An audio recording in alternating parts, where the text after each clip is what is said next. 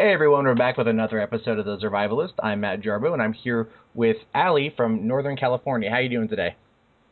I'm doing all right. How are you doing? I'm doing great, thanks. So I know you're tight on time, and as are we with the short show, so let's get right down to it. How would you survive a zombie outbreak? Well, I have to tell you, it's something that I hadn't really considered until a few years ago when I read a book about a zombie apocalypse, and it's called Soulless by Christopher Golden. And though it is a work of fiction, I felt like it was the best zombie movie I've ever read. And so what about that made you want to figure out your escape plan? Well, myself, I think that I would be very practical and pragmatic about the whole thing and find out how this had come about in the first place, and if there was some way to contain or immobilize them rather than doing anything uber violent, as I myself am a pacifist who does not really enjoy anything having to do with weapons or bloodshed. That being said, I think that the intellect side of things, again, figuring out what was actually going on, and then dealing with it would be just like any kind of crisis control. I see. And whereabouts in Northern California are you at? I am in California. I was born and raised in Northern California, actually, but I grew up in a small town and I live in a big city. So I can imagine that the two different environments, as they were, would have been differently by such a situation. That being said, I think it would depend on where the outbreak happened. If people were freaking out because they found out about it when the zombie broke through the wall of their home and went into their kitchen, or, oh, okay, it's happening in Hawaii or it's happening in Tahiti, we've got some time, that sort of thing. True. Well, let's say, just for the sake of the show and for the sake of the interview, it's in your small town. You know, like what would be your first course of action? How would you come to terms with what's going on? I think the first thing that I would do would be to notify my immediate family and people that I'm closest to, make sure that they're okay, find out where they are. Again, it's so funny because here I am still approaching that, even though this is this crazy supernatural mysticism thing, I'm still approaching it like there was some kind of, torrential downpour or some kind of Earth-related environmental crisis.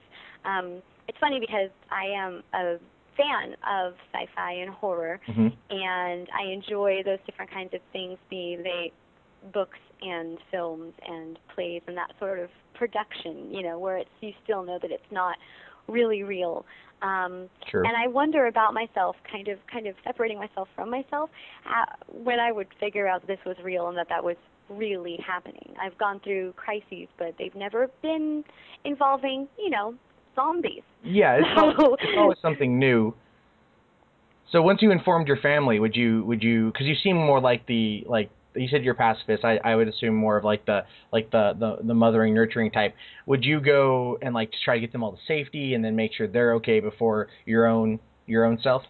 Yeah, that tends to be how I am. I put others in front of myself and make sure that they're all right and that they're doing all right. And I'm the type of person who would ask you after meeting you and knowing you for 5 minutes, if you're feeling all right and have you had breakfast today? If you haven't, should you go get something? I'm that kind of person. So I think that hopefully in that kind of crisis, I would remain level-headed.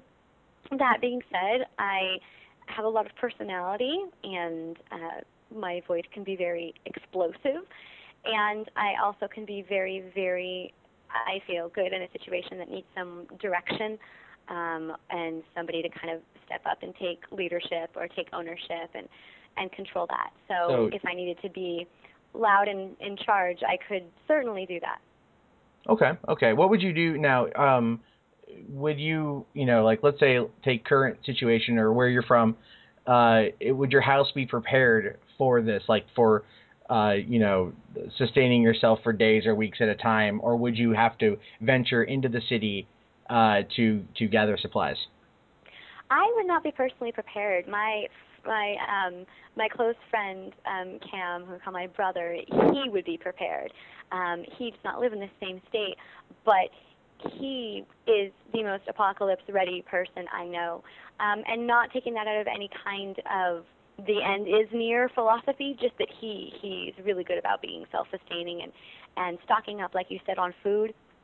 And if I'm the person asking other people if they've eaten breakfast today, he's the person asking me, how are you doing for supplies? Are you loaded up on rice and canned vegetables? Don't forget to get those. So he would definitely be, were he 5 minutes away rather than hours away on a plane, his would be the next place that I stopped in and know that people would be safe there. Okay, so would you like go out and try to find survivors and then bring them back to kind of keep like maybe like a little, commune or just community going to keep people safe, or would you, get people, see that they're okay, and kind of send them on their way? I think it would depend on the people. I think that if children were involved and they were running amok without parents, you certainly would put them as a top priority. If strangers were involved but they were injured, that sort of thing, where you kind of have to assess the situation, assess the person that is in front of you at that time, and if they need help or if they need to make a phone call or if they need to sit down or if they just need to scream it out or cry and kind of deal with all the aggravation. Personally, though, I think I would just, if the situation were somewhat contained, I would almost wish that it was a B movie, that this was an episode of a television show produced by Ted Raimi. I would just go curl up with Soulless by Christopher Golden and read passages of it to people and go, here's how they dealt with it. Why don't we do the same? So you're more of like a prophet standpoint than is kind of what I'm getting. You want to be more of the, support. And a lot of people that we interview on the show, they're very proactive. They're, I'm going to grab a crowbar and I'm going to go out and I'm going to seek, to exterminate the zombies, and you'd be more of the other aspect of that. But let me ask you, if you were forced, like, to kill a zombie, would you do it? Oh, goodness, to put me at that. I think if I was informed, I always really like making informed decisions and making strong choices based upon the knowledge that I have. So if it were something where I knew that person was dead and gone, that there was no hope of either, revitalizing that person and or that my life or the life of somebody that I cared about was in jeopardy, versus seeing that there was some kind of, magic fairy sprinkles that I could blow fairy dust on them and that would freeze them effectively, or, we were able to put them back in a place of rest. I think I would be wanting to know as much information as I could before just going crazy and, like you said, grabbing a crowbar and running out to go kill somebody. So I get the impression that you probably would not be able to, like, let's say it's like your mom's bit and it's just you and her, and you probably wouldn't be able to go that extra step.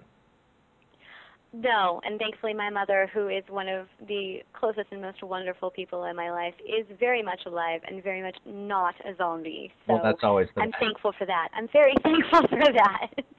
Yeah, but I mean, it's always one of those things where, if it's monkey's paw, if it's that somebody's tried to bring somebody back for this purpose, or is it, I would really, really analyze the situation. But that being said, if somebody jumped out and attacked me, I'm certain that some sort of instinct would kick in, and I would probably do some kicking. Well, you can always hope for that. But we're actually, this episode has just flown by. We're running out of time, and I want to end it with the question I always ask last, which is, what would you do if you were bit? If I were bit? If I were bit and... again, that was part of the mythology or whatever, that would cause me to become a zombie. I might not have any choice in the matter. But if it was something cursory, I'd like to think that I would be like Jim on The Office when there was an episode about a vampire and he just pulled Dwight's leg for the remainder of the time. I might do something to that effect so that I could be, so to say, a double agent, and then zombies would think that I was a zombie and then turn it around and I wouldn't be. Well, you still didn't really answer my question. Would you like have someone take you out? Would you, just become a zombie? If it was the traditional, you get bit, you turn. I don't know what would happen. I'm not certain, because would I still have my wits about me? Would I still be me, so to speak? Or at that point, would I just be a nameless, faceless lackey? I don't know. I guess it would depend on the rules of that mythology and if there were some sort of crazy zombie master or if I was still me, just a zombie. I understand. Well, that's it actually... would depend on the circumstances. It definitely gives us something to think about overall. But that's actually all the time we have for this week. Thank you very much for being on the show. Thank you very much for having me. And for all of you guys listening at home, be sure to tune in to our updates on Facebook.com/KZOM Radio. And please visit our sponsor, Monsters vs. Monsters, a new card game that's a low-cost alternative to high-cost entertainment at monstersvsmonsters.com. See you guys next week.